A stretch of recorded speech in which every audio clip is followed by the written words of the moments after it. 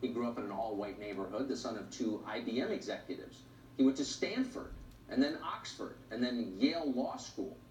And yet, with a straight face, there's Cory Booker telling you all about his triumph over racism. Kirsten Gillibrand also came from privilege. She went to Dartmouth. She was literally handed a U.S. Senate seat. Just, here's a Senate seat, she took it. She doesn't mention any of that now. Instead, she talks about sexism and the harassment she supposedly faced. You see the point. In 2019, whining is power. Pete Buttigieg understands that. Buttigieg may be the least oppressed person ever to run for president. Both of his parents were college professors. Buttigieg went to Harvard and then to Oxford as a Rhodes Scholar. After that, he spent 3 years at McKinsey. That's where ruling class drones are taught the finer points of sucking up to corporate America. Buttigieg got an A in that class. Our system has been extremely good to Pete Buttigieg. If he's a victim, then nobody's a victim. The term has no meaning. So how does Pete Buttigieg win his party's victimhood Olympics? Simple. With the Mike Pence story. Pence, you'll remember, was the governor of Indiana back when Buttigieg became mayor of South Bend. As Buttigieg has suggested recently, this set the two of them on a collision course. Pete Buttigieg is gay. Pence is a traditional Christian, meaning that he pines for the social structure of the 12th century and, above all, hates gay people passionately. How much does Pence hate gay people? Watch this explosive exchange from 2015. Pence was asked directly about Pete Buttigieg. You can see the rage in his eyes, the venom that flecks his lips. Mike Pence looks dangerous. Brace yourself for this. I hold Mayor Buttigieg in the highest personal regard. We have a great working relationship, and I see him as a dedicated public servant and a patriot. Whoa. Could you feel the hate radiating from that man? Highest personal regard. In other words, away from me, sinner, you are filthy and repulsive. Great working relationship, says Mike Pence. Sure. Among evangelicals, that's well-known code for, once I establish my theocracy, I will throw you in my dungeon and let you rot for eternity. Dedicated public servant. Patriot. Oh, please. Pence might as well have spit in Buttigieg's face and called him a reprobate. It's the same thing. It's gay bashing. Now, Buttigieg responded to attacks like these, as you'd expect. He warmly gave Governor Pence an I Love South Bend t-shirt and joined him on a fitness walk. Buttigieg wrote about the whole thing on Facebook if you want to read the unnerving details sometimes. To this day, he seems traumatized by his experiences with Mike Pence. Buttigieg recently told a crowd in Austin to, quote, not judge my state by our former governor. He accused Mike Pence of social extremism. He called him a cheerleader of the porn star presidency. On CNN, Buttigieg even suggested that God himself disapproves of Mike Pence. My marriage to Chasten has made me a better man. And yes, Mr. Vice President, it has moved me closer to God. And that's the thing I wish the Mike Pences of the world would understand. That if you got a problem with who I am, your problem is not with me. Your quarrel, sir, is with my Creator. Don't think that was written by consultants at all. Well, you can imagine how Mike Pence responded to an attack like that. When you call out a man as hateful as Mike Pence, what do you get in return? I hate tsunami. And that's exactly what Mike Pence delivered. Watch this. I've known Mayor Pete for many years. We worked very closely together when I was governor, and I considered him a friend. He knows I don't have a problem with him. Damn those evangelicals. When are they going to learn to love their enemies as the Bible commands?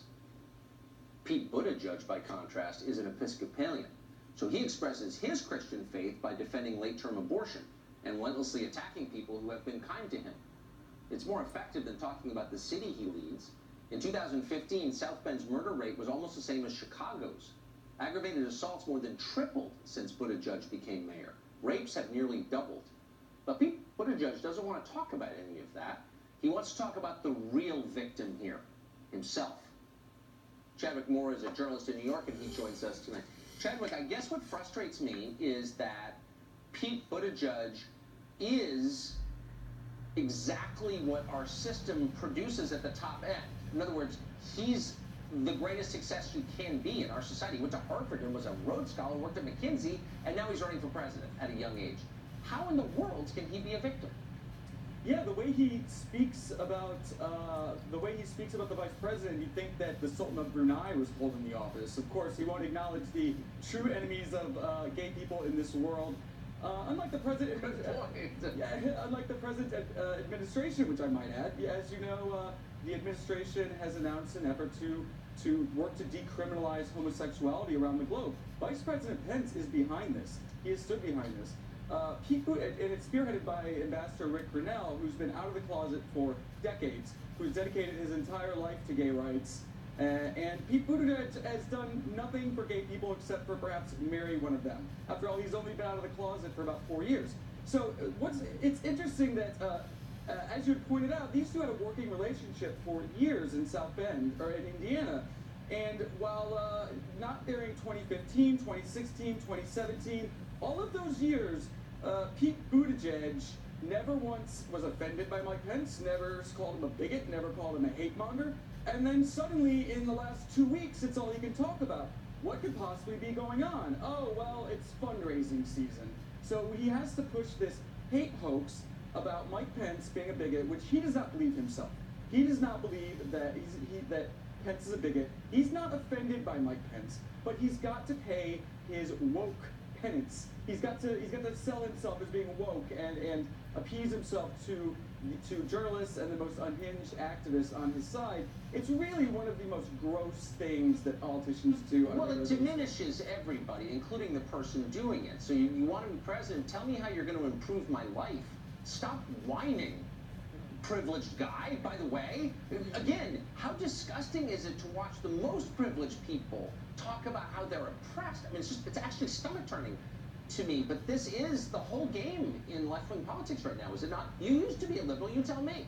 It completely is, and I can't believe that they still believe this works. You know, imagine for 1 second if Pete Buttigieg had said, you know what, if he stood up and was courageous and said, let me be honest about Mike Pence, people are lying to you about him, and we just simply have a disagreement. Right. He would have stood out as courageous and a free thinker, the same thing that made Donald Trump stand out in 2016. Exactly. He went against the grain. But these people are so out of touch. They don't understand why, they still don't understand why President Trump won, which is why they deluded themselves with the Russia probe.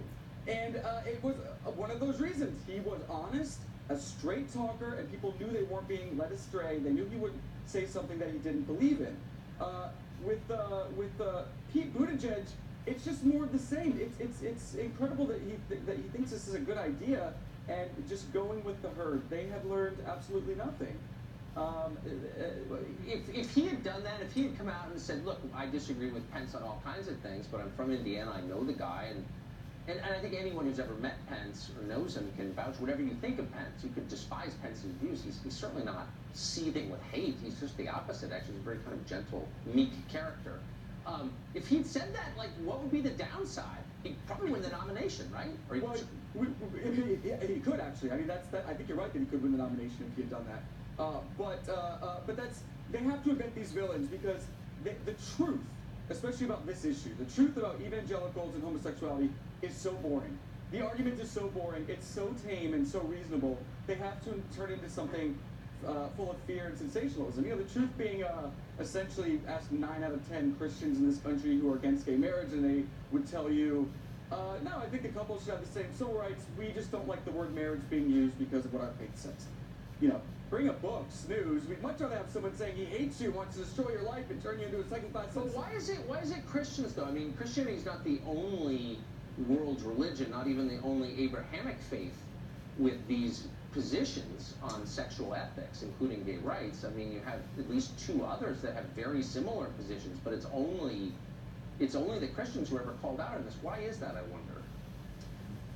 I think it's they despise Christianity because America is founded on Christian values. It's a Christian nation. You know, these kind of lefties don't like any kind of religion, but they choose Islam because the enemy of their friend is their friend. So they'll stand up for the most hateful, intolerant, in places of the world, obviously not all Muslims, but the most hateful, intolerant religion on earth, where, you know, every single nation where gays are murdered, there's 7 of them, It ain't Indiana Christians who are running those nations, Mayor Buttigieg. No, it's not. I don't think. We may have to look into it. I'm a journalist, so I'm not very knowledgeable. Oh, I thought it was the Assemblies of God people doing that. Right? You know what? I'm going to get to Google in the commercial break.